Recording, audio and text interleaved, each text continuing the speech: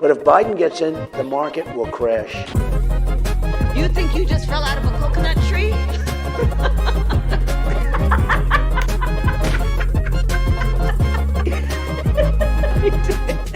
The NASDAQ has never in its history fallen more than 1,000 points in a single day. Today it did that. The Dow Jones Industrial currently sitting at down nearly 1,000 points as well. Cryptocurrency down massively, and Joe Biden's economic expert just resigned from the White House. All this is, I'm sure, just a coincidence now that the world has become or made their peace with the fact that the Kamala phenomenon is upon us.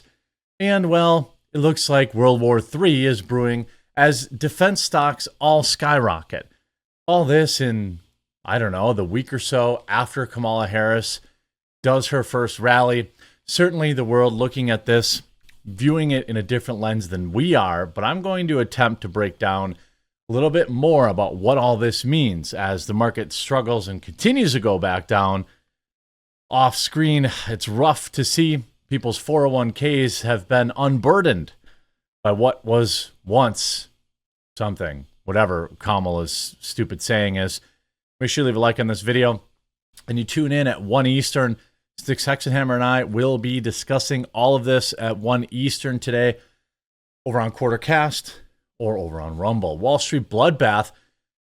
Dow and NASDAQ plummet as renewed recession fears trigger global sell-off. Now, last Friday, these markets were down massively as well on the back of Japanese interest rates, as well as a much weaker than expected jobs report and way higher than expected unemployment.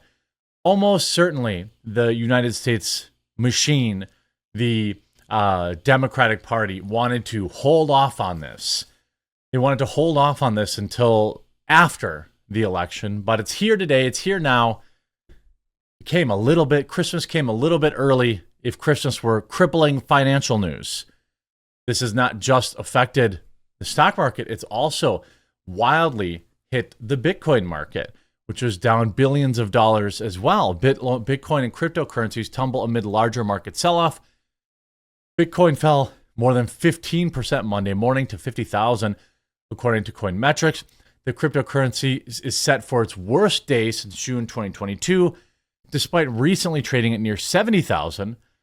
Other crypto stocks took huge losses in the opening hours as well. Ethereum lost nearly 20%, Coinbase down 20%, MicroStrategy down 26%.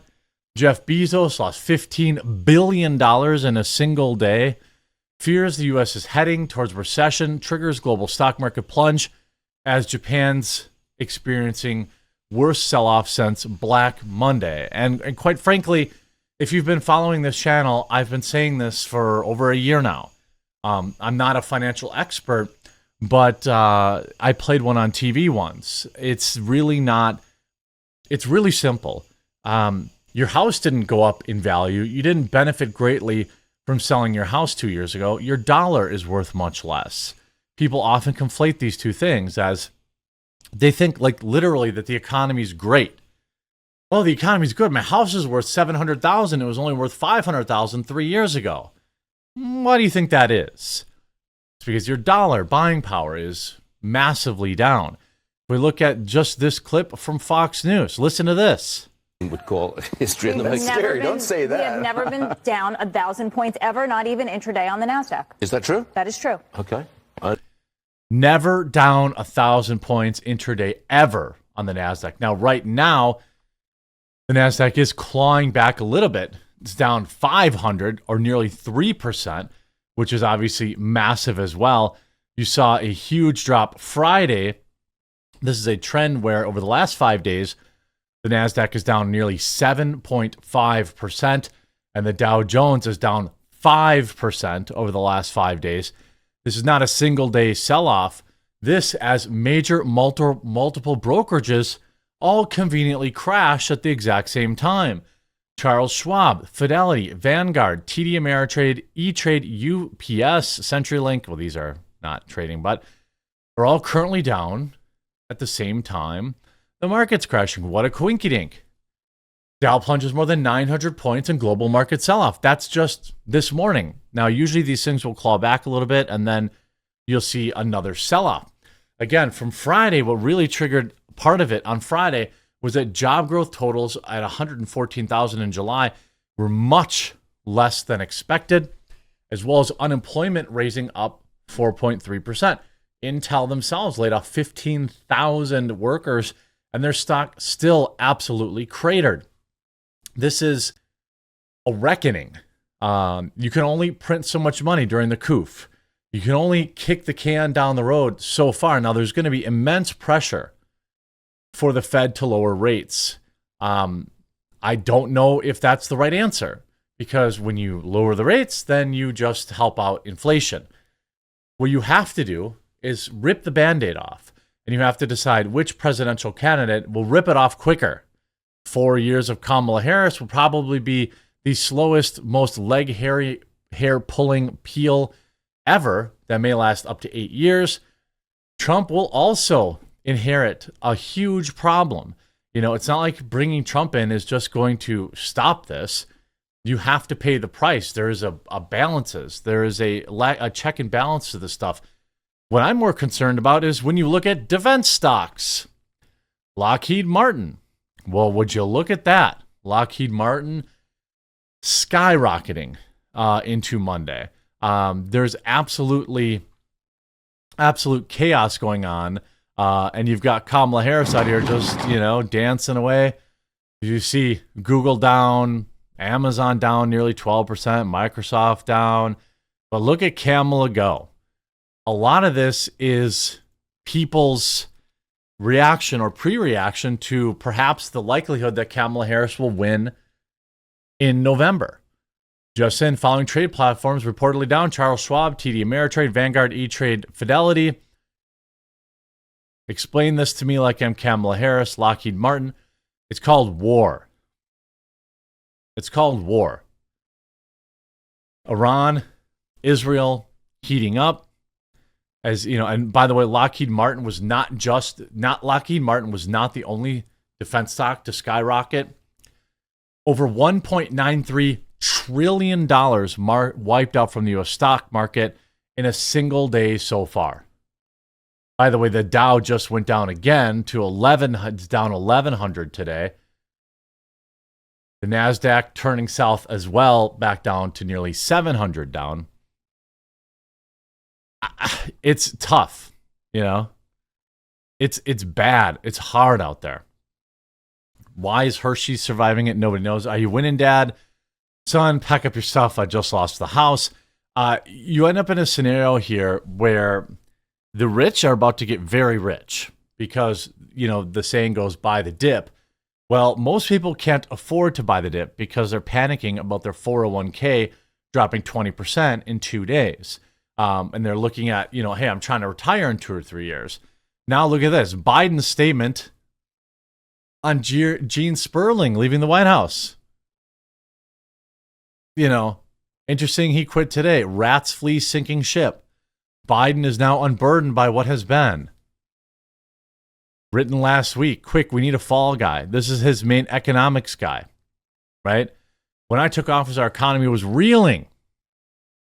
The lockdowns were raging, and hundreds of thousands of small businesses across the country are at risk of shutting their doors. By the way, if you are watching or keeping score at home, they all did close their doors. If you live in small town America, hardly any of them survived. That's just the simple reality of it. The idea that Joe Biden was able to stop any of that is pure insanity. All these places closed and never opened again. Lockheed Martin feasting. Here we have a real-time look in at the NASDAQ. Let's see, it's at 653. Oh, it's still only down 4%. Obviously, the Dow Jones now down over 1,000 and sinking. This is a correction, right? The job market was artificially inflated. What happened every time they released the job reports? Say it with me. What's the first thing they did? Quietly, like a week later, they adjust it down. And by the way, a lot of those jobs that are reporting are people getting second or even third jobs to get by to pay for the cost of gasoline and heating their homes and all this kind of stuff. Dow plunges more than 900 points and market's off. Well, it's 1,100 now. What we are witnessing is what you're going to see under Kamala Harris. The market has lost confidence in her, and that's what's happening. You know, and this is not just in America. This is a global sell-off. Almost all stocks in the red at market open in New York, and NASDAQ index down a huge 6%. It means that both markets are down the most they have been in nearly 2 years. Wall Street's fear gauge jumps to the highest level since the lockdowns. Wall Street's most watched gauge of investor anxiety logged its largest ever daily jump on Monday. The CBOE Volatility Index, or VIX, hit the highest level since the lockdowns when it last spiked during the coup. There are rising fears the United States could be tipping into a recession. Trust me, it's been a recession. If you've been looking around, we've been in a recession. They just keep not telling you. The VIX jumped to a high 65.73, up 42 points from its close on Friday. Wall Street looked to continue the global stock rout that saw Japanese shares at one point exceed their 1987 Black Monday losses. The VIX was up 34 points at 57.15, its highest since March 2020.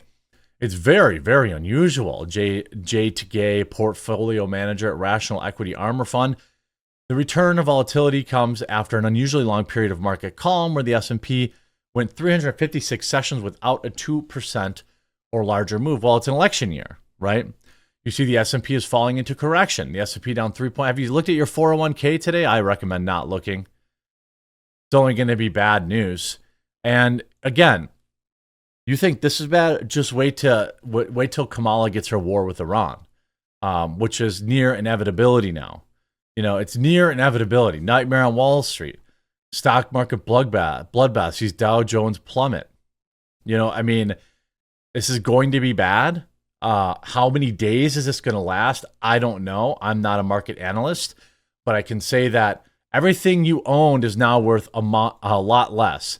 And when you just happen to have senior Biden economic advisor Gene Sperling resigning today, this could be a sign of really bad things to come. Buckle up. I mean, this guy is hiding, coping. Things are going to be bad. The roosters are coming home. The chickens are coming home to roost. Yikes. Now he's leaving to work on the Harris campaign, which probably isn't going to do well. So keep that in mind come November. Obviously, for the good of the American people, I sincerely hope this is just a blip and not an ongoing collapse, because, you know, people need to retire. People put their 401ks, you know, their life into these things, and it's worth a lot less than it was on Thursday.